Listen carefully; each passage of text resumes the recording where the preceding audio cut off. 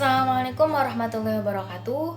Perkenalkan, saya Inggrana Sahara Bintang dari Prodi Sosiologi Agama angkatan 2019. Saya di sini bersama dengan beberapa rekan saya akan mempresentasikan mengenai relasi orang tua dengan anak dalam mata kuliah tafsir hadis tematik. Oke, langsung saja pada pembahasan mengenai relasi orang tua dengan anak. Orang tua dengan anak merupakan komponen penting dalam keluarga, sedangkan keluarga sendiri merupakan komponen penting bagi pertumbuhan individu. Sejak kecil, tumbuh, berkembang, itu dalam lingkungan keluarga. Maka dari itu, peran orang tua sangatlah sentral dan sangat berpengaruh besar terhadap perkembangan seorang anak. Relasi orang tua dengan anak itu bersifat krusial dan juga fluktuatif. Kenapa? Biasanya di mana seorang orang tua itu menginginkan kebaikan untuk anaknya, terlepas dari setuju atau tidaknya anak tersebut.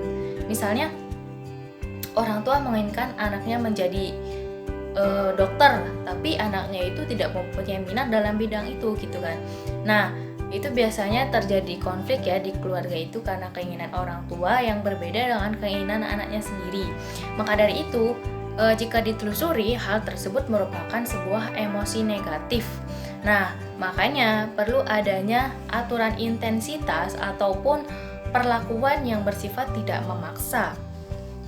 Oke, lanjut.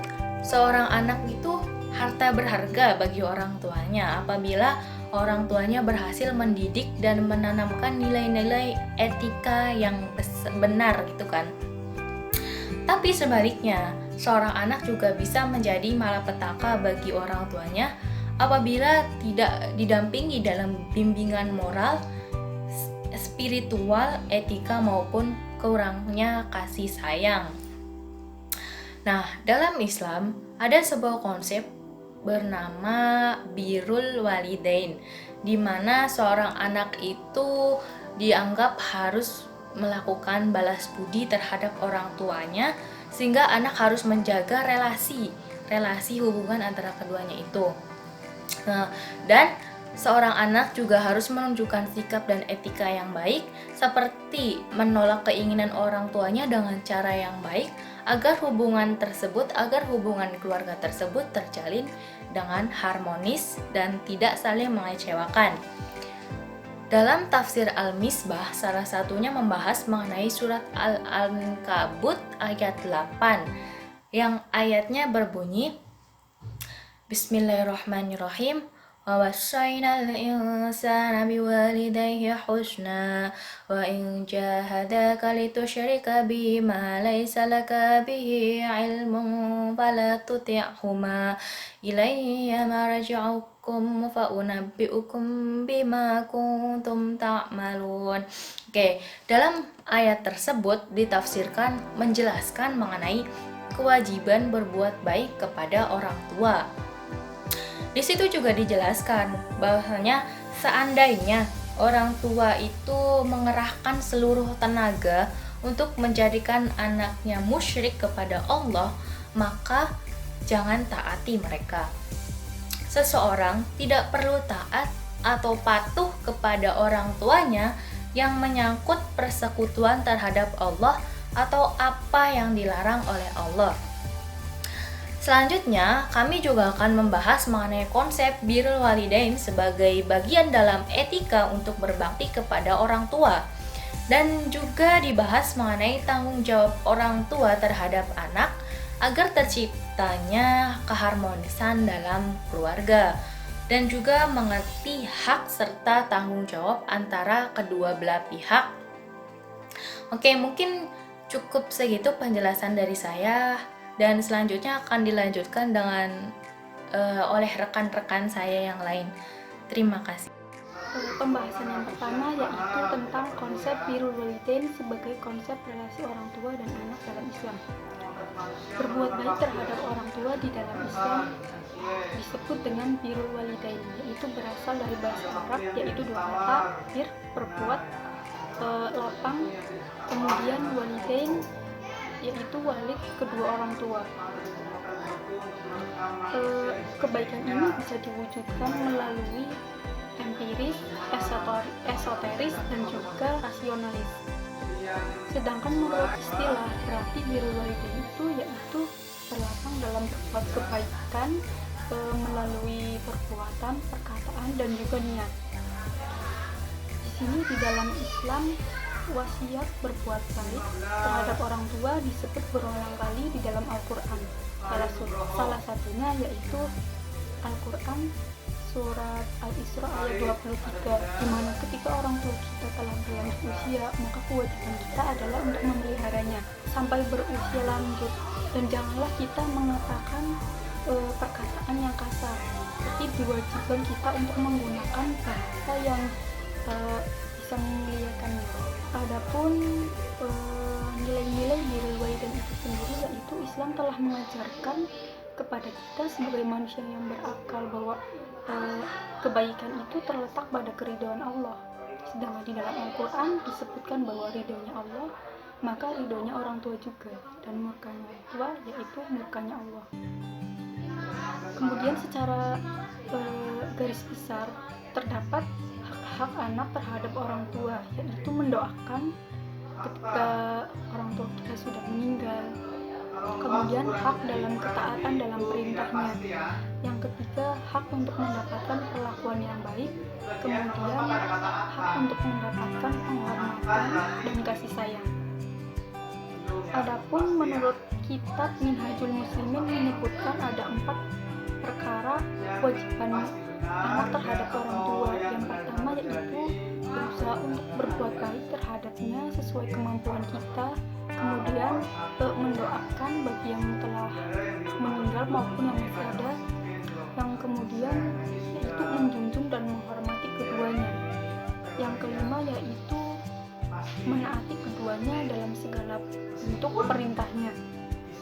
Kemudian ada juga di dalam Al-Quran yaitu surat Al-Luqman ayat 14 dan 15, yang mana kewajiban birrul walidain ini adalah urutannya setelah akidah. Ketika orang tua kita telah menyentuh kita untuk melakukan perbuatan syirik, maka jadikanlah ketaatan kita terhadap orang tua kita, tetapi tidak menutup kita juga untuk meninggalkan atau berbuat buruk terhadap orang tua kita, tetapi kita tetap dianjurkan untuk berbuat baik. Jadi redaksi ini merupakan lanjutan dari ceritanya keluarga Luqman beserta anaknya. Kemudian yang C adalah dampak birrul walidain dalam hubungan anak dengan orang tua, di mana dampaknya ini bisa terlihat dari interaksinya, karena dari relasi ini tidak menjatuhkan hanya kepada satu pihak anak saja, tetapi kedua orang tua, di mana interaksi ini dijalin, maka ketika seorang berarti disebut sebagai parenting, yaitu tergantung pada orang tua dalam mendidiknya. Ya, selanjutnya menuju poin yang kedua, yaitu adalah tentang tanggung jawab orang tua terhadap anak. Tanggung jawab orang tua terhadap anak yang pertama ialah memberikan nama yang baik. Dalam Islam, hukum memberikan nama bagi anaknya adalah wajib. Dalam hal ini Ibnu Hazm rahimahullah bahwasanya memberi nama kepada bayi laki-laki maupun perempuan adalah wajib, karena nama bagi Islam adalah sebuah doa dan Islam sangat memperhatikan akan hal ini. Oleh karena itu wajib bagi seorang ayah dan ibu memberikan nama atau bayi kepada bayi yang baru lahir. Sebagaimana sabda Rasulullah dari Abu Darda, dia berkata, sesungguhnya kalian akan dipanggil pada hari kiamat dengan nama kalian dan nama-nama bapak kalian, maka baguskanlah nama-nama kalian. Hadis riwayat Abu Dawud. Yang kedua yaitu adalah menyusui. Merawat dan menyusui buah hati menjadi tanggung jawab bagi setiap orang tua. Pemberian air susu ibu pun menjadi kewajiban guna menjaga tumbuh kembang anak dengan baik. Seorang ibu wajib menyusui anaknya sampai berumur 2 tahun. Pentingnya menyusui juga disebutkan dalam Islam sebagaimana sabda Rasulullah, kemudian malaikat itu mengajak aku melanjutkan perjalanan. Tiba-tiba aku melihat beberapa wanita yang payudaranya dicabik-cabik ular yang ganas. Rasulullah bertanya, kenapa mereka? Malaikat itu menjawab, Mereka adalah para wanita yang tidak mau menyusui anak-anaknya tanpa alasan syar'i. Hadis riwayat Ibnu Hibban dan Ibnu Khuzaimah. Yang ketiga yaitu adalah mendidik anak. Mendidik anak merupakan salah satu sifat ibu muslimah. Dia selalu senantiasa mendidik anak dengan akhlak yang baik, dan mendidik anak bukanlah kemurahan hati seorang ibu kepada anak, akan tetapi merupakan kewajiban dan fitrah yang diberikan Allah kepada setiap ibu. Berikut adalah beberapa perkara yang wajib diperhatikan dalam mendidik anak. Yang pertama yaitu menanamkan akidah yang bersih. Menanamkan akidah yang bersih yang bersumber dari Al-Quran, sebagaimana firman Allah yang artinya, maka ketahuilah bahwa sesungguhnya tidak ada sesembahan yang hak selain Allah. Quran Surat Muhammad ayat 11. Seorang anak terlahir di atas fitrah sebagaimana sabda Rasulullah, maka sesuatu yang sedikit saja bisa berpengaruh terhadapnya, dan wanita muslimah adalah orang yang bersegera menanamkan agama dalam hati anak tersebut. Yang kelima ialah menanamkan keimanan. Membiasakan dan menganjurkan para anggota keluarga dengan sedekah adalah sesuatu yang menambah iman. Ia adalah perkara agung yang dianjurkan oleh Rasulullah. Jika anggota keluarga melihat seorang panutan yang membiasakan puasa pada pertengahan bulan Qamariyah, hari Senin Kamis, hari Asyura, dan hari Arafah, niscaya semua puasa yang akan dilakukannya itu adalah untuk mendorong anggota keluarga yang lain untuk mengikuti berpuasa. Yang keenam yaitu adalah mengajari anak sholat. Mengajari anak sholat dalam hal-hal utamanya yaitu adalah wajib waktunya, cara berwudunya, dan dengan sholat di depan mereka. Demikian pula dengan pergi bersama menuju masjid. Hendaknya para ibu mengajarkan kepada mereka bahwa sholat bukan hanya sekedar gerakan atau rutinitas, melainkan adalah hubungan yang kuat seorang hamba pada Tuhannya. Maka peringatkanlah kepada mereka bagi mereka yang telah meninggalkan perbuatan tersebut. Yang ketujuh, mengajari Al-Quran. Para ibu ketika bersama anak di rumah, ia mengajarkan Al-Quran dimulai dari menghafal huruf hijaiyah hingga Al-Fatihah dan ayat pendek lainnya, sebagaimana sabda Rasulullah, orang yang paling baik di antara kalian adalah seorang yang belajar dan mengajarkannya. Hadis riwayat Bukhari. Mungkin sekian dari saya. Selanjutnya akan dilanjutkan oleh teman saya. Bab 3. Penutup dan kesimpulan. Birrul walidain adalah kewajiban seorang anak untuk senantiasa berbuat baik kepada kedua orang tuanya. Berbuat baik di sini meliputi perbuatan, perkataan, dan juga niat. Perintah birrul walidain ini adalah bentuk rasa syukur seorang anak kepada kedua orang tuanya yang telah merawat dan mendidiknya dari kecil hingga dewasa.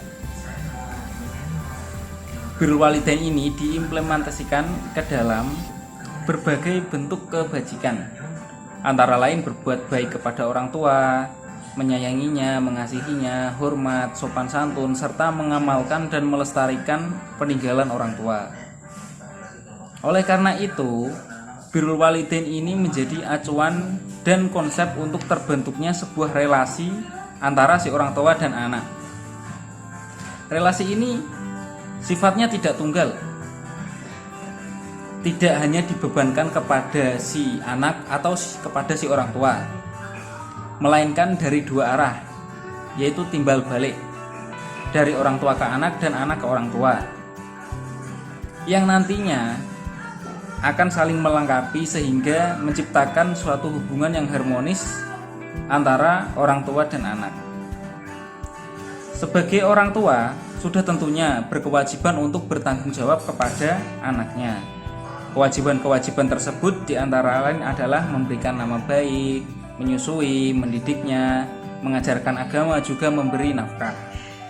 Sampai kapankah orang tua wajib bertanggung jawab kepada anaknya? Pertanyaan ini masih menjadi perdebatan. Untuk kapan tepatnya itu? Tepat di sini saya artikan sebagai umur ya.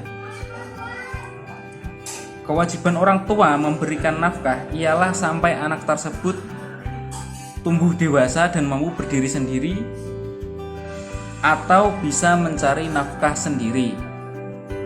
Oleh karena itu, sekalipun si anak sudah dewasa tetapi belum bisa mandiri, misalnya dalam kasus masih kuliah, masih sekolah, maka nafkahnya itu masih menjadi tanggungan orang tuanya.